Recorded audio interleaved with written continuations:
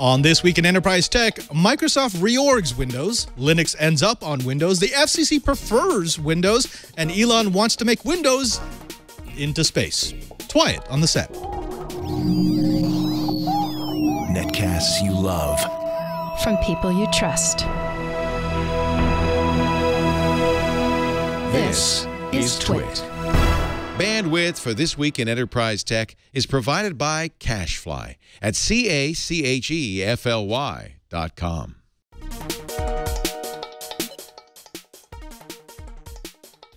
This is Twyat. This Week in Enterprise Tech, episode 284, recorded March 30th, 2018. Low China Orbit. This Week in Enterprise Tech is brought to you by Cloud Spanner from Google Cloud Platform. Cloud Spanner is the only horizontally scalable and strongly consistent relational database service. To learn more, visit g.co/getspanner today.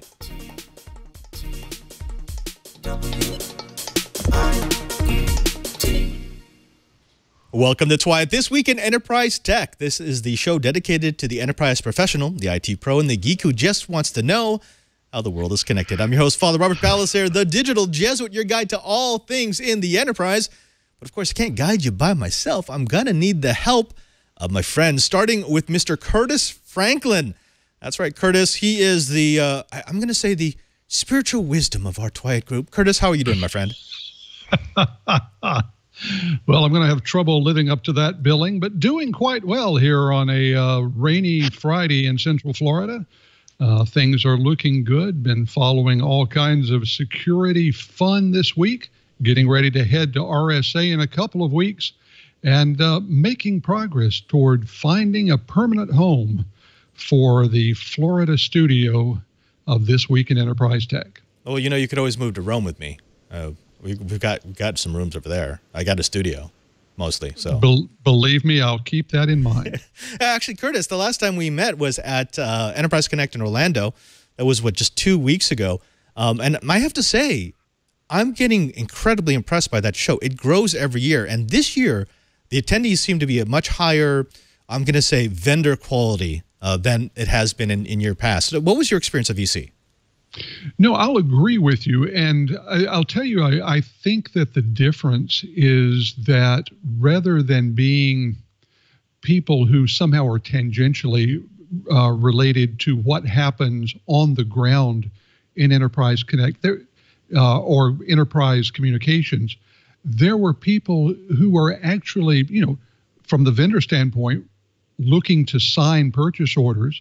And from the deployment aspect, people who were really managing these projects. So there was a good vibe that tends to be around people who are actually making things happen. I was very impressed with what was going on there. That always makes a conference more enjoyable, because you and I both know that you go to any of these conferences and maybe half the attendees are there because they're collecting swag, and maybe their company paid for them to be at the thing, and so that's why they're there.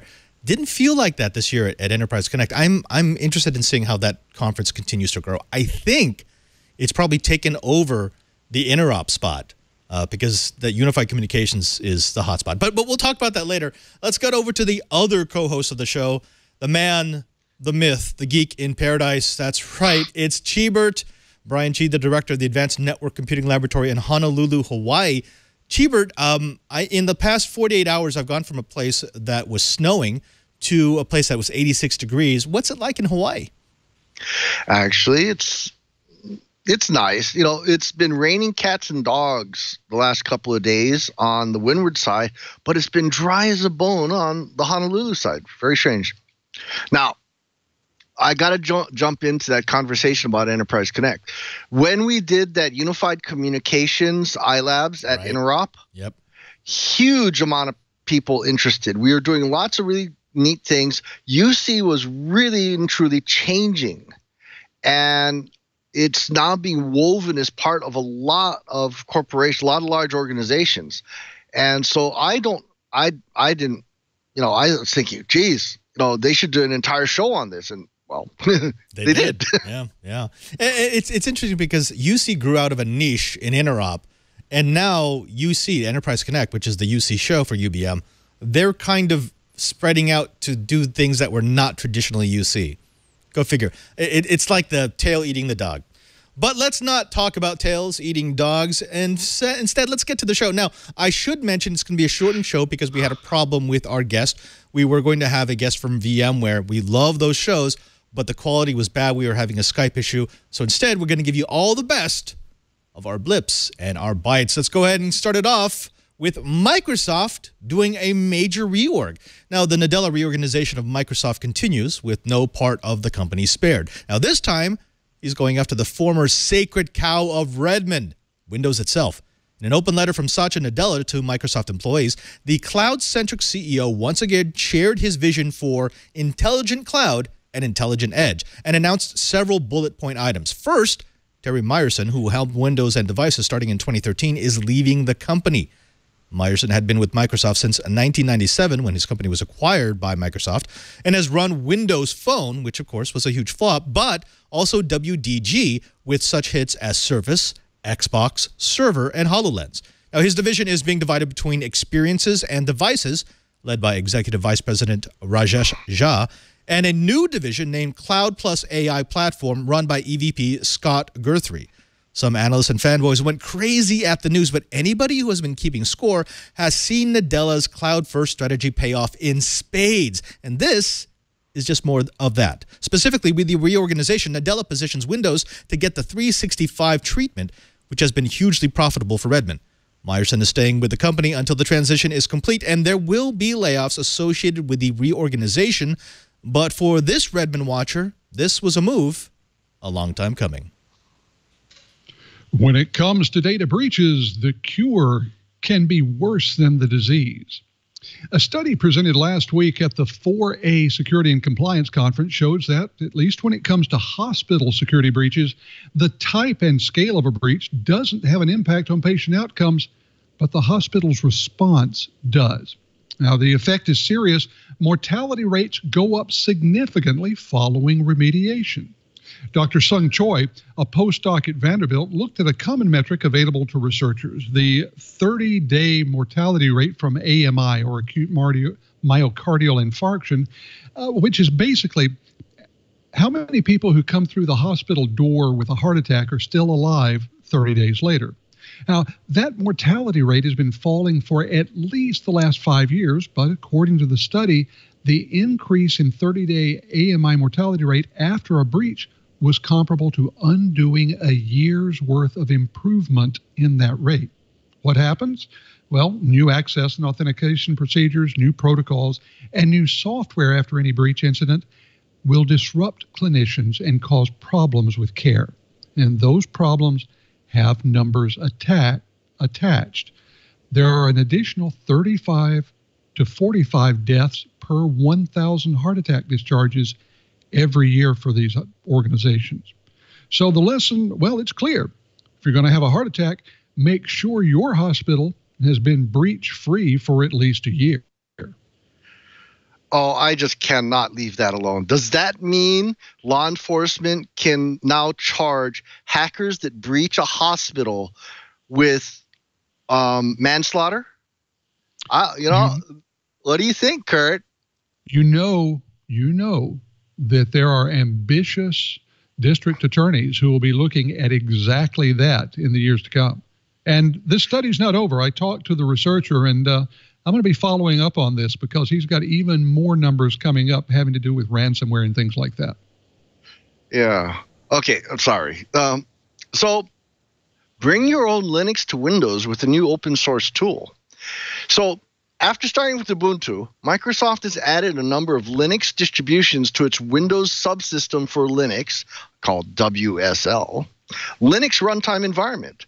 A Windows machine can simultaneously offer an Ubuntu, SUSE, Debian, and Kali personality, providing users with a choice of different distributions, preferences, and package management.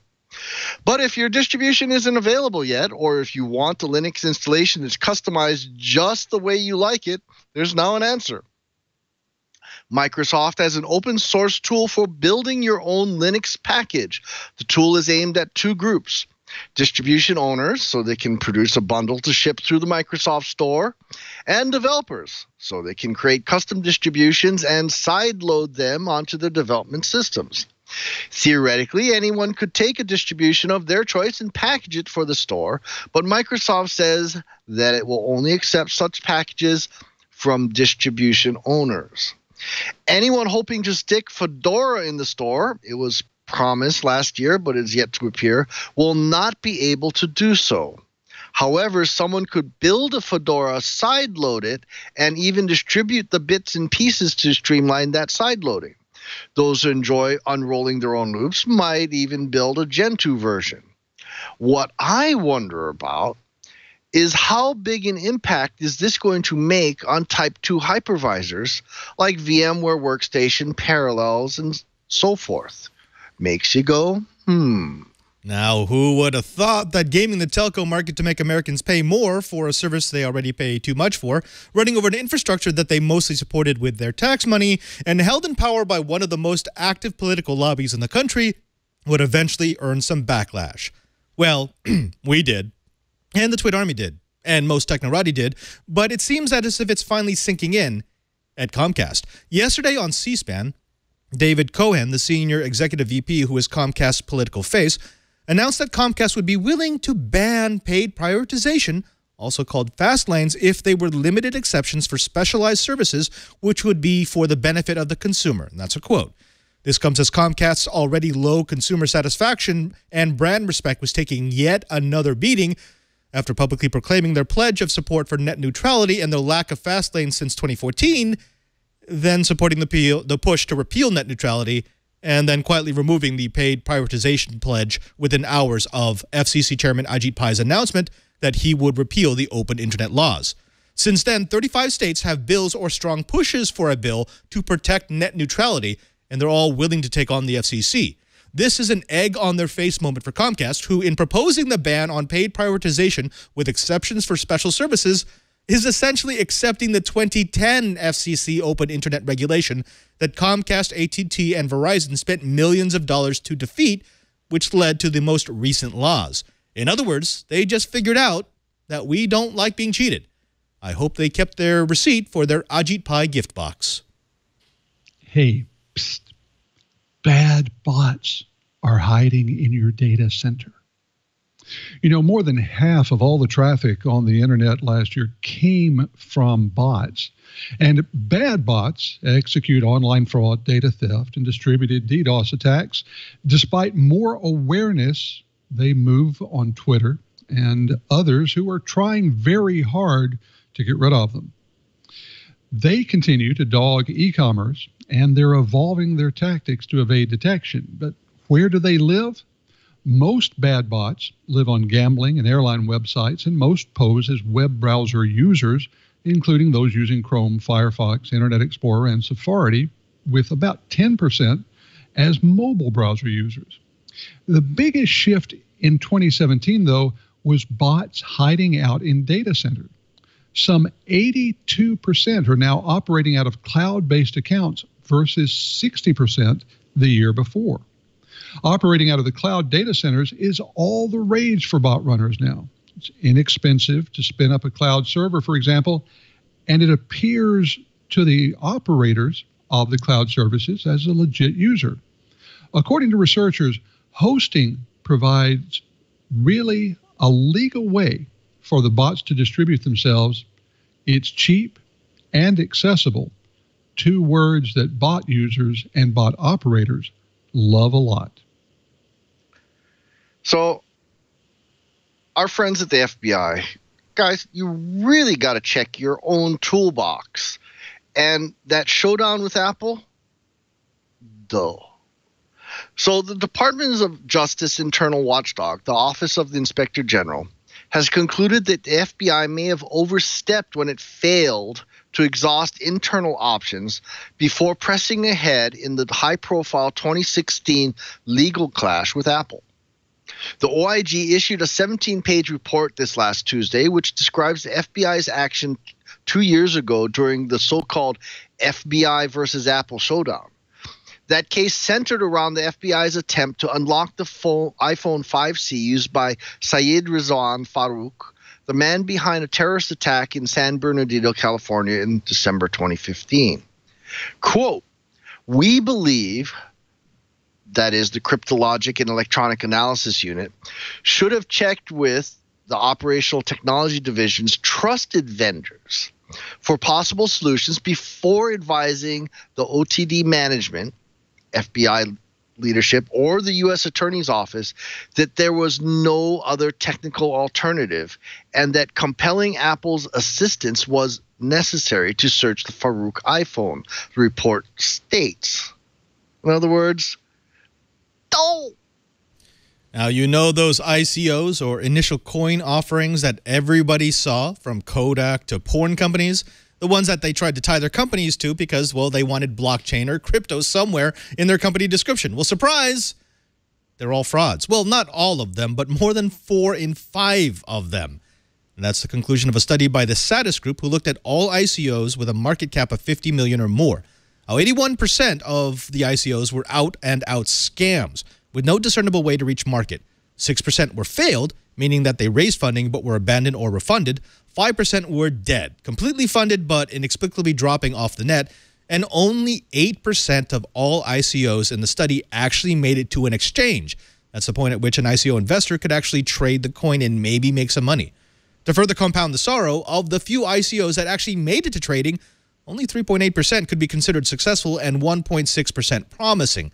The TLDR is this: if you invest any money in an ICO, there's about a 5% chance that you'll see your money again. Well, that does it for the blips. Next up, we've got the bites. But before we get there, let's go ahead and take a moment to pause and thank the sponsor of This Week in Enterprise Tech. Now, this episode is brought to you by the Cloud Spanner from Google Cloud Platform. Now, we've all come to expect that distributed databases can't be both relational and scalable. It's one of those immutable rules. It's a trade-off that you make when you're designing your database and your service. But what if you didn't have to make that trade-off? What if you could have a fully managed database service that's consistent, that scales horizontally across data centers, and speaks SQL? Well, guess what? It's here. Introducing Cloud Spanner, a mission-critical relational database service from Google Cloud Platform, built from the ground up and battle-tested at Google for strong consistency and high availability at global scale. Now, Cloud Spanner delivers scalability, high transaction performance, and strong consistency across rows, regions, and continents with an industry-leading 99.999%, that's those 5 nines, available SLA. Now, there's no planned downtime, enterprise-grade security, multi-language support, client libraries in C#, Go, Java, Node.js, PHP, Python, and Ruby, JDBC drivers for connectivity with popular third-party tools, and their pricing is simple and predictable. In other words, Google just took away all of your reasons not to try. They took away all of the reasons why you may not be comfortable, and they've made Cloud Spanner the #1 choice for your next project. Now, to learn more about Cloud Spanner, just go to g.co/getspanner today. That's g.co/GETSPANNER. One more time, g.co/getspanner. And we thank Cloud Spanner from Google Cloud Platform for their support of This Week in Enterprise Tech. Gentlemen, let's get to the blips. Now, we were originally not going to touch this one because it's kind of close to both Chibert and I, but I think we have to. The more I think about it, the more I realize we do need to talk about the FCC blocking the sale of Chinese technology to protect national security. Now, this is a story that we've talked about a little bit in passing for the last couple of weeks, and it's getting hot. Now, Chinese technology vendor Huawei and ZTE could soon be prevented from selling products to U.S. companies and organizations that receive broadband funding from the FCC. In other words, the FCC is using their programs that provide broadband expansion funds to say, if you deal with those companies, you will no longer get those funds. FCC Chairman Ajit Pai's new proposal would prevent the USF, that's the Universal Service Fund, from being used to purchase equipment or services from any communication equipment or service providers identified as posing a national security risk to communication networks or the communication supply chain. And again, those vendors identified have been Huawei and ZTE. These proposals. This whole taking away USF from companies that are going to use those vendors comes just as President Donald Trump has imposed new tariffs and other penalties on Chinese goods. So this is seen as sort of a tit for tat. This is a bit more of a push, a bit more incentive for China to make a deal. But the proposed FCC policy has in its roots that 2012 congressional report that said that both Huawei and ZTE equipment should not be used by U.S. government systems because of their ties to the Chinese government. The report also encouraged private U.S. companies to consider the long-term security risks associated with doing business with either of those two companies for equipment or services. In other words, they want them to seek other vendors.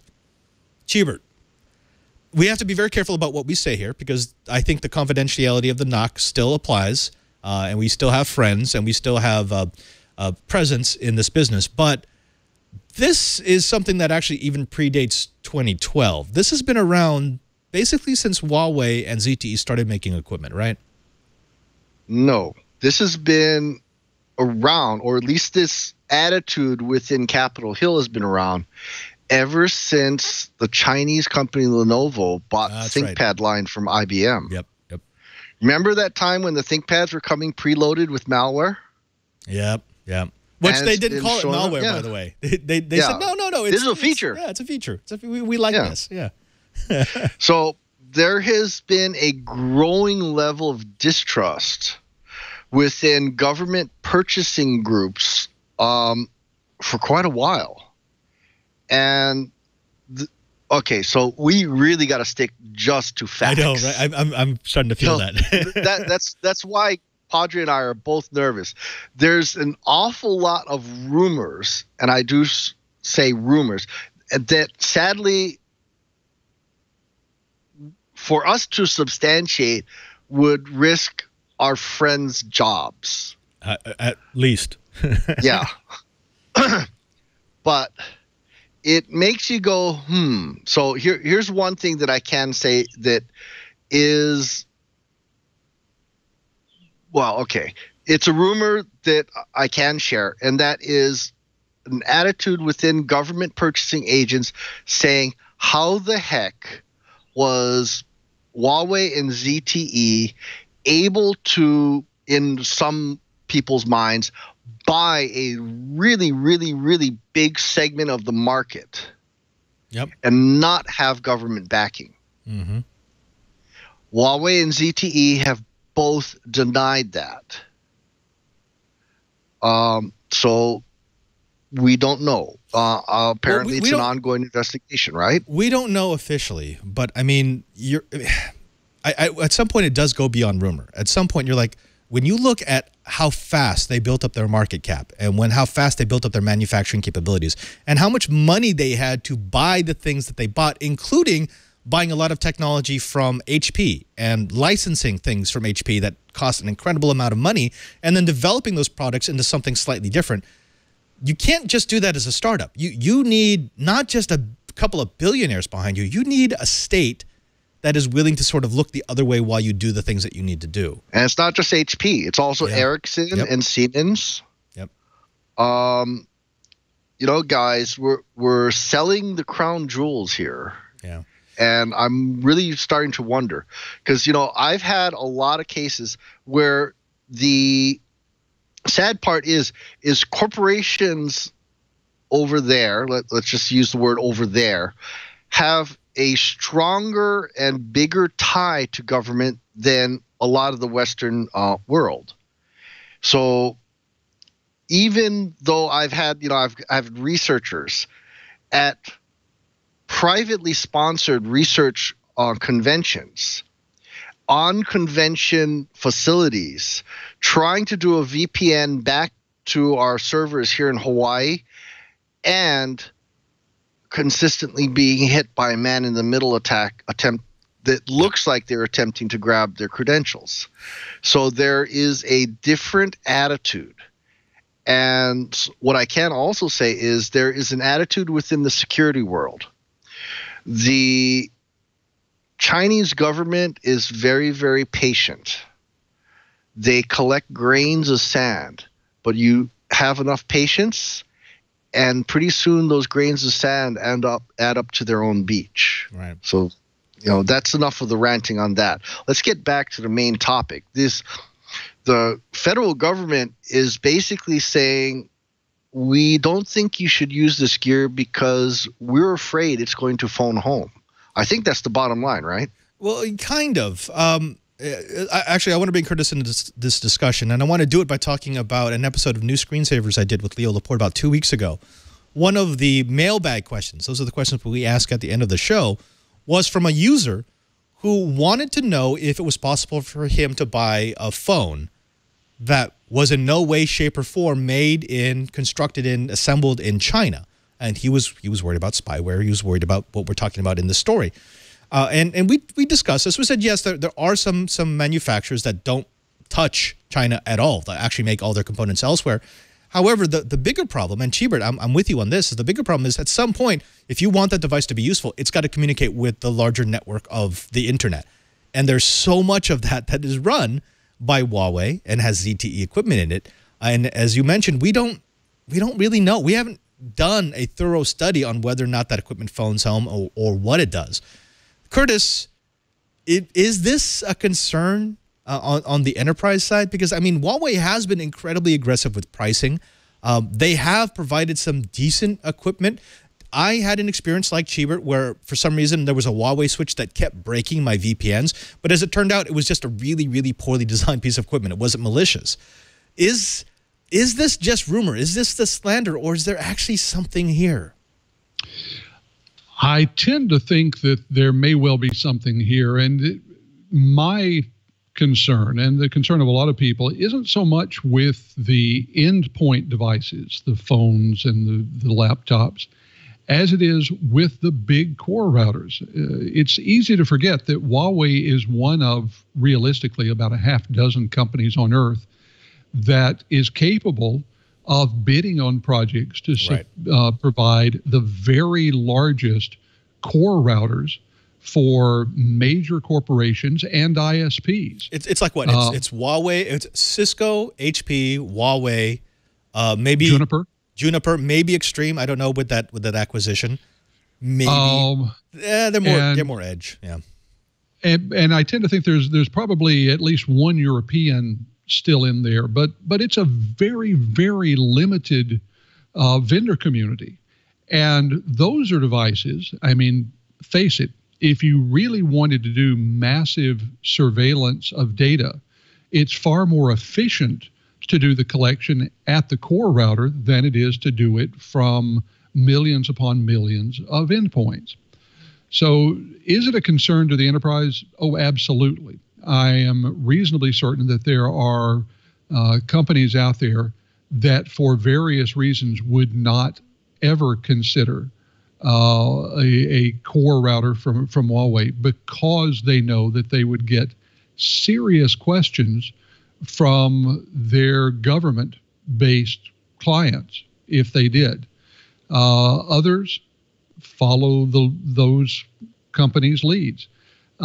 This has become a major issue for Huawei, and they're becoming more and more aggressive in trying to address it. As you say, I've seen press releases on new equipment, and there's no question that they are very, very aggressive on their list prices, which means that when the sales folks come to talk, they're going to be doing wheeling and dealing that makes these products really difficult for someone who has bean counters looking over their shoulder to pass up. Right. And Chibert, we can talk about security, and we can talk about rumors, we can talk about what might or might not be happening, but ultimately when it gets up to the C-suite and they see an order of magnitude less for a Huawei or ZTE solution for whatever they're trying to deploy, that's going to speak louder than security concerns that haven't been proven, right? I really hope not. But yeah, I do agree. I have seen way too many management teams that have been so hell-bent on saving a buck that I swear they'd sell their grandma. Right. But that's the thing. Yeah. I mean, we have suspicions, and we both have seen things that have made us go, but there's no hard proof. We don't really have any proof that things are being done maliciously on Huawei boxes. And we've dealt with the big iron. We've seen the big iron. We've seen the teams that are making their big iron. I think there's a lot of reasons not to buy Huawei equipment, specifically because I don't think it's the best equipment on the market. But to start saying, well, you don't buy them because they're Chinese brands and Chinese brands can't be trusted, I'm very concerned about that slippery slope. Because that just becomes a nationalistic way for you to say, no, we don't buy anything from Japan, and we don't buy anything from China, and we definitely don't buy from Russia. And you know what? Those Canadians, and them and their syrup, they've always got me a little worried. Yeah. Well, Emily the Strange out of the chat room actually made a really, really great point. Those cell sites with the LTE, or especially those 5G cell sites that are starting to roll out, those aren't U.S. made anymore. Nope. You know, we on one hand, I like the fact that we're turning into a global economy. I like the fact that I talk on a regular basis to folks in Europe. In fact, I actually set my schedule so that I can talk to Europe on a regular basis. I also set my schedule so I can talk to East Asia on a regular basis.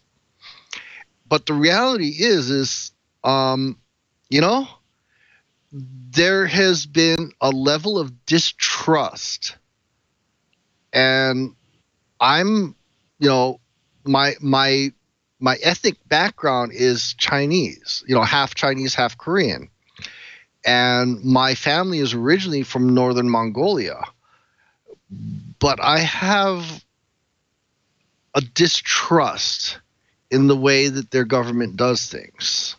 True. And True. I think when I have something that key to an enterprise or organization, I'm hoping that my organizations that I work with will see that maybe we need to reinvest in American businesses beyond just the level of distrust. So I don't know. I'm ranting here. Take me away. Curtis, Go away. Curtis, give us some voice of reason here. Well, when it comes to wondering why people get upset, there are two words that I think play with a lot of these. Those words are back door. Now, we've said that we haven't seen active incidents of the Huawei or LTE devices calling home, stealing information, skimming user data, or any of those things.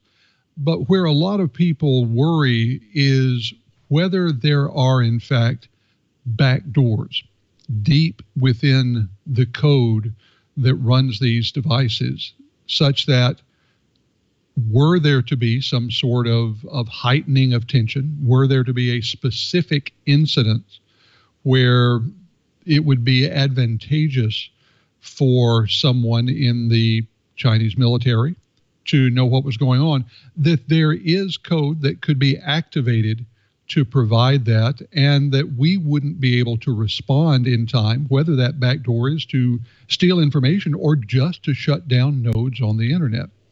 So it becomes one of those things where it is all about paranoia, but we have to admit that we have within both enterprises and the government individuals whose job it is to be paranoid. We depend on their paranoia to save us from some of the worst behavior that could happen. And I think right now that paranoid voice is looming large in the ears of a lot of decision makers. And I frankly don't know what these two companies could do to silence that voice. But see, that's what I'm talking about. I totally get it. And Chibert, I'm with you. Curtis, I'm with you. I believe there's some prudence. You should take some prudence to make sure that critical infrastructure is secured, including secured from our own government, by the way. So, I mean, that's when you ask independent researchers to look at the code. You actually pen test. You do a true pen test of equipment. All the things that we've talked about on Twiat. I get very concerned, though, whenever we start turning this into a nationalistic conversation, just because that always leads to bad things, super unintended consequences. And I think that's where we're going. Yes, Huawei and ZTE have done some shady things. Yes, Chinese companies have done some shady things. The question becomes, do we use that as a basis for saying all of your products are now suspect and therefore should not be sold in our country? I don't know. I don't know if I'm willing to make that jump. And more than that, I don't know if that's a good jump to make. Because in the past, when that's happened, when you can rely on nationalistic fervor to sell your product over a foreign product, that's led to the national products becoming of lower quality because they know they have no competitors, because they know there's nowhere else you can go to buy. And again, that would be one of those unintended consequences down the line. So I'm stuck. I understand the security implications. I'm saying before we start saying those products are bad because they're Chinese, maybe we use the skills we have as IT people and as security researchers to actually get some hard proof. That's all I'm saying. My rant is over. Cheebert, Curtis, do you want to throw anything else on the fire? I'm going to sidetrack this just a second. Jay brought up out of the chat room a really good point. Perhaps the global economy must eventually have open source style manufacturing of commodities, slowing innovation. This makes patents difficult unless a type of patent where the set price can be used by any manufacturer. Kind of an interesting point, but I'm going to sidetrack his statement and say there are some really interesting ramifications, because Cisco just recently said they're going to now open iOS to white boxes. So that means we might someday see non-US, non-Cisco made iOS routers. And if you design it big enough, we're now starting to talk about white box core routers, which certainly makes life very interesting, don't you think? Yes, it does. Yes, it does. Well, Cheebert, how about this? Let's stop here. Let's stop on this topic. We'll move on. However, in the post-show, do you want to let loose with just a couple of stories that we got? Yeah, let's see if we can avoid being sued, though. Okay, good call. All right, let's go ahead and move on to the next bite. And this one actually gets me excited, and that's SpaceX just got the FCC approval to blast off into the WISP market. That's right, they're going to become a wireless ISP. Now, the FCC took a look yesterday at SpaceX's plan to provide global satellite broadband services.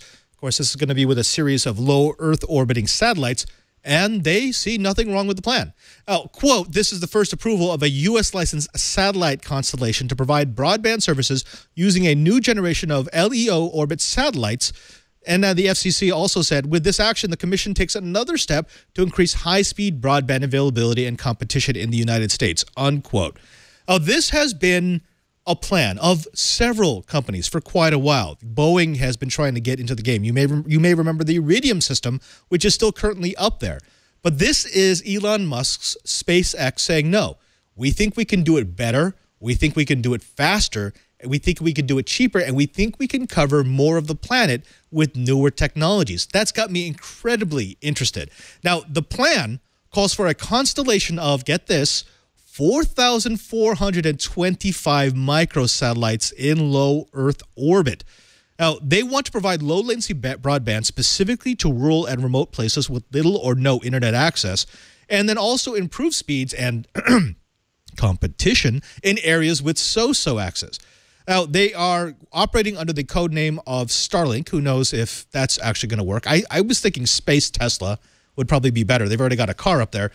This is a fascinating project, and if you dig down deep into the actual tech specs, you can see why this is not like previous generations of LEO satellite constellations. They've got a lot of self-healing. They've got a lot of very fast processing, and they've also got some tricks that they've learned with using corrective, not convenient, but very constructive use of distortion, atmospheric distortion, to correct for latency issues. Cheebert, let me throw this over to you first. They're saying that this might be operational mid-2020. SpaceX has actually been pretty good about deadlines. Do you think this actually could they get more than 4,000 satellites up by 2020 and have them operational? Well, you got to keep in mind, these guys are talking about really small satellites. And considering that heavy lift, the Falcon heavy lift, that could, one Falcon Heavy lift, my best thumb gas swag, I would say Falcon can probably drop in a couple hundred of those microsatellites, don't you think? Yeah, and actually there's a great graphic. I'm not sure if SpaceX did it, but they showed the deployment of microsats and how it would just open up the cowling, and then they're basically ejected, like spring ejected, out into their proper orbits. It is a fast. I mean, I love space. Space was my first love, so this really makes me geek out. Here's the other thing. SpaceX has been a very big player in the world of swarm control satellites. Right.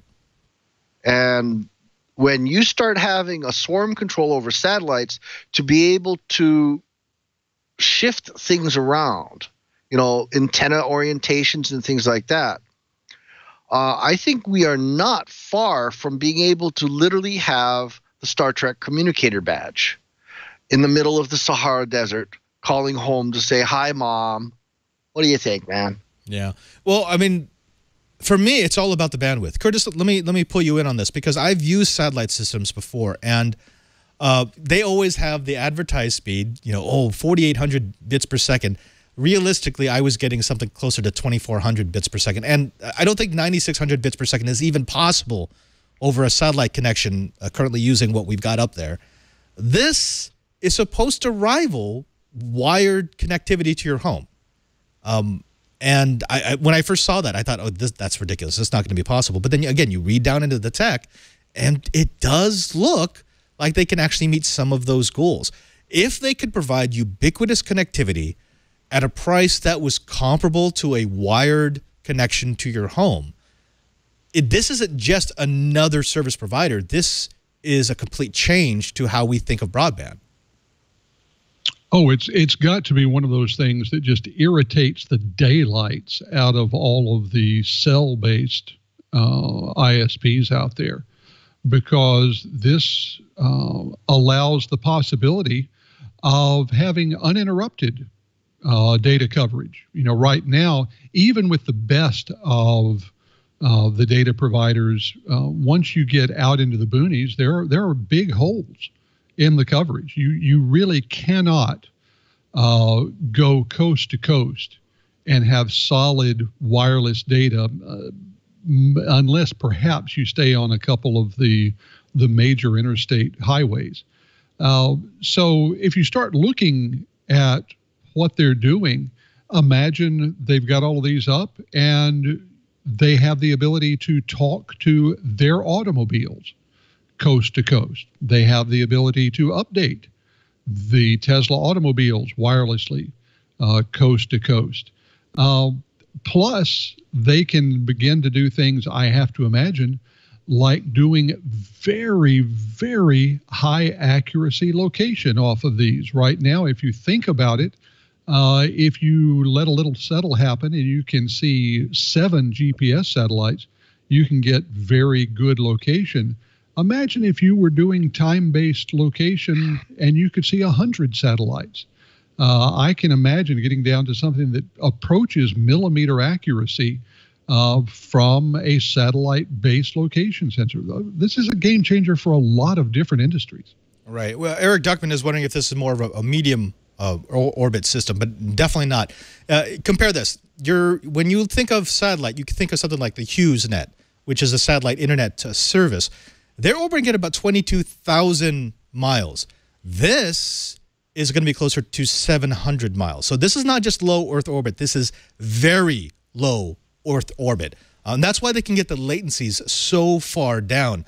One of the other things about this is they are looking at distributing over the United States first. So they need about 800 satellites. If they can get 800 up, that will cover the continental United States, and that becomes your test bed system. Then you go out from there. You just expand the constellation. There is a question on how often you will have to replenish the satellites in the constellation, because the lower you get into orbit, the more drag you catch, which means you either need to refuel your satellites so that they can boost themselves back up to the proper orbit, or you just expect them to die and you need to be replacing them on a regular basis. Those things still have to be worked out. This is just proof of concept. But again, this sounds like yeah, cheaper, like you're saying, this sounds like Star Trek communicator stuff. Being connected anywhere, I have clear view to the sky. Well, let's put it this way. Global Star, which is actually a reseller for Iridium, has sub-channels. They're at the very fringe edge of the Iridium data channels. And they just by offering, they now have a $65 a month plan where I can send an unlimited number of 240 character text messages both inbound and outbound.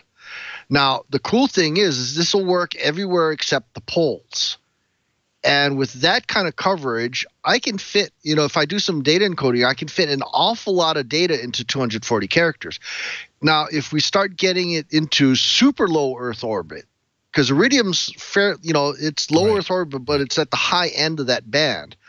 If I only have to punch through about 700 miles of atmosphere and weather and so forth, now we're starting to talk about, instead of having a modem that's maybe about that big, if you can, like a deck of cards, that's how big my Global Star modem is for the Raspberry Pi. I am going to imagine a reasonably robust modem for Starlink is probably going to be about the size of a golf ball with batteries. Now, when you start getting that small, now all of a sudden we can have temperature and intrusion sensors on refrigerated containers. We could probably get it cheap enough that we could track high priority packages as they go across country. I'll bet you Amazon's going to be a customer because they're really big on having packages delivered on time to the point where they are starting to pay penalties in some cases if they don't make it. It's to the point where UPS drivers will sometimes mark a package as delivered even though they didn't deliver it because there's so much pressure on this. So tracking food, tracking high priority packages, and being able to do it internationally is a pretty big deal. Right. To the point where the federal government was getting ready to hand me a lot of money for food safety tracking, just so we can keep track, make sure that that gallon of ice cream never really defrosted. Another tidbit about this, because I Am Special asked about, he thought he heard lasers in reference to the story. Yes, actually, one of the proposals is that the satellites would use lasers to communicate with each other. So that's super low latency communication between the satellites, but then they would still use the KU band to do terrestrial communications, because shooting a laser through 700 miles of vacuum and atmosphere, it's not going to work out so well. And actually, Curtis, you're a ham, right? I mean, KU is the most efficient way to get into space. Oh, it's a very good way to get into space, and let's remember that we are in fact talking line of sight, and it's possible to do line of sight communications with very low power.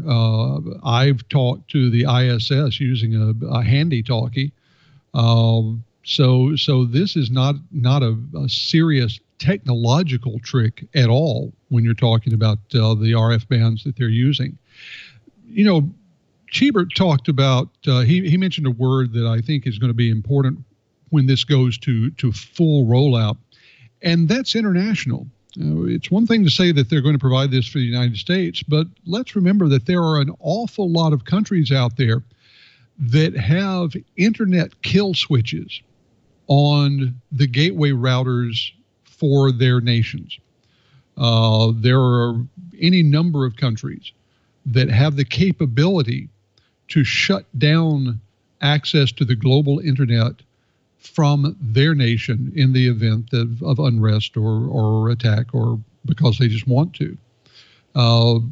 Padre, you mentioned at the very beginning of the show, or when we were getting ready, the idea that when you go to China, it's tough getting a VPN to work because of that nation's control over its routers. But if you don't go through their routers, if the access of your citizens to the internet or of visiting citizens to the internet isn't dependent upon what happens through your national routers, that has the potential to be exceptionally disruptive on a geopolitical basis. And knowing Elon Musk, he's thought about that a lot. Right. Well, I mean, think about it. You might be walking around with your cell phone. You might have a Wi-Fi connection at home. Maybe you even have a hotspot that uses a different provider, but they're still all using terrestrial-based networks that can be shut down. If you're using a space-based network, unless the country is willing to blot out the skies with KU interference, you can't stop it. You can't stop me from getting to a network that's not under your control. That appeals to the sort of semi-anarchist side that I might have on the dark side of my personality. Hey, Padre. Yeah. Maybe that's why there's so much pollution in Beijing. They're blotting out the sky. Blotting out the KU band? Maybe so. Now, actually, one of the other things that's been mentioned in the chat room is about how difficult it was to set up satellite radios. And Cheebert, I don't know if you ever used one back in the day. I used to have a set that you had to set up, and then you actually had to look at the tables to find out where the satellite might be at the time, and you'd have to aim it exactly until you started getting signal from that satellite, and then it would have to track it, which was I had a briefcase in Marsat phone. That was horrible. It was cool, but it was horrible because it was difficult to get the connection, and it was almost impossible to maintain the connection for a period of time. It was bad to the point where we actually had a HP programmable calculator in the suitcase, so we could punch in our longitude, latitude, and time of day at GMT, just so we knew where to point the stupid thing. Yeah. Well, today's sets, because we've made great advances in RF design, they use a flat panel, and they basically just steer the beam. So it's pointed at the sky, and you'll find a satellite. And if you've got a constellation of satellites, it can even do better than that. It'll look for the satellite with the lowest latency, which this is kind of amazing technology. I mean, I want to see it work. I want to see a prototype. I want to see what kind of pricing they might have. But if they can deliver this, this is not just an IT development. This is a worldwide communication / global awareness development. And I think that's kind of awesome. Yeah, well, I carry a Global Star modem with me when I travel. I put it into emergency mode, which is basically 20 messages in and out. But that only cost me $12 a month, and I just carry that as my emergency. In fact, I'm going to go to a wedding in Vermont in October, and considering my experience with some of the areas of Vermont where there's nothing, I want to have the ability to go and be able to call for help. Right. Call me paranoid.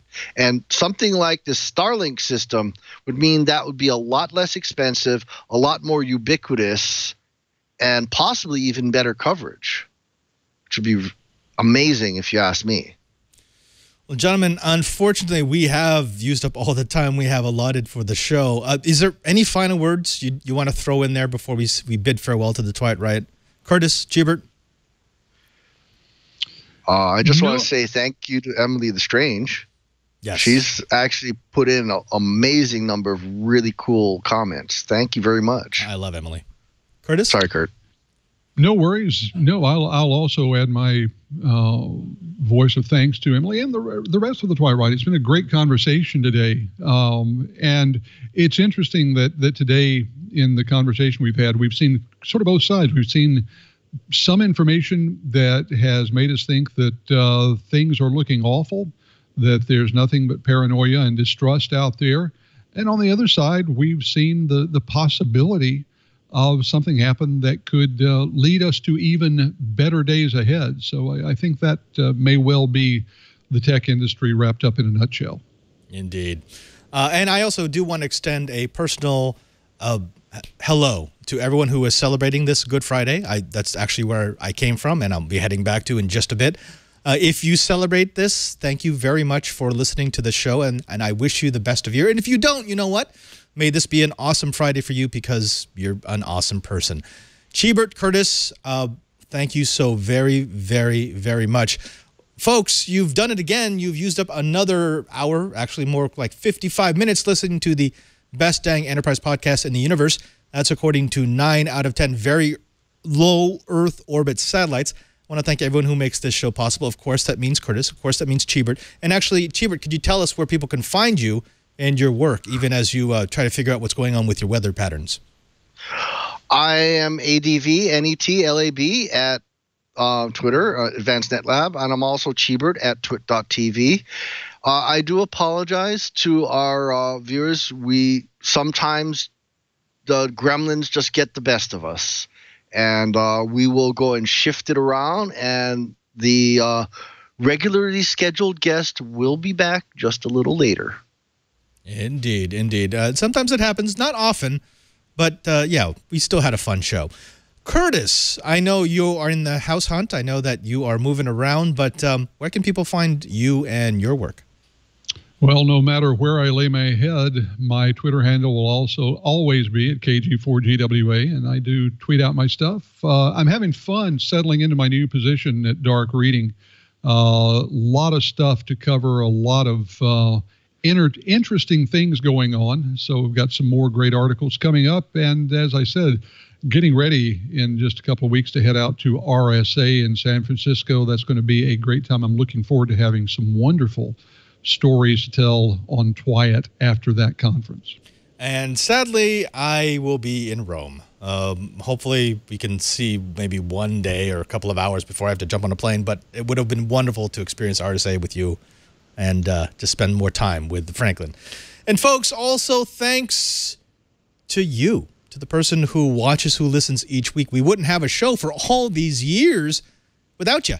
We want to make it easier for you to get Twiat. Just go to our show page at twit.tv/Twiat. That's TWIET. There you will find all of our back episodes, all the way back to episode number 1, along with our show notes. If you want to see the links for the stories that we talked about in the blips, or the ones we discussed in the bites, or if we've got a guest that you want to get in contact with, maybe they're offering a solution that you think might work for you, again, just go to twit.tv/Twiat. And as long as you're there, why not subscribe? It's the best way to support the show. You can get an audio version, a video version, or a high-definition video version automatically into your device of choice. It's all part of the experience that is Twit. Also, don't forget that you can find me on Twitter at twitter.com/PadreSJ, although right now I'm off Twitter for 72 hours because of the Easter Twitter. But normally it's the place to find me, what I'm doing, where I am, when I'm jumping around the world, when I'm Ultra Instinct Goku. That was a weird picture. Sometimes I tweet when I'm really tired, folks, and they don't always make sense. But again, go to twitter.com/PadreSJ and follow me. Finally, thanks to everyone here who makes this show possible. Of course, our engineers, Alex and Jemmer B and Burke, and to our spectacular, wonderful, incredibly wise TD, Kevin. Kevin, do you have a mic on? Because this is normally the time of the show where we offer you a chance at redemption to see if you were actually paying attention. Is that a yes or a no? You know, we've talked about this, right? You have to communicate with the words that you've been given. Yeah? No? Okay. Yeah? Okay, good. Okay. So, from the show, what does WISP stand for?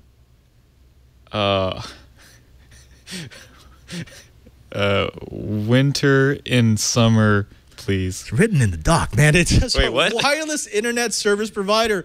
But thank you very much for playing, Kevin. We'll give you another chance next week. It's right in the doc, man. No, it just says... I gave you an easy one this time. Global WISP market. Oh, maybe you'll get it next time. Until then, I'm Father Robert Ballas here, just reminding you that if you want to know what's going on in the Enterprise, just keep quiet. This was your Good Friday gimme, man. It was right there. I even clicked on it so you'd see what I was talking about.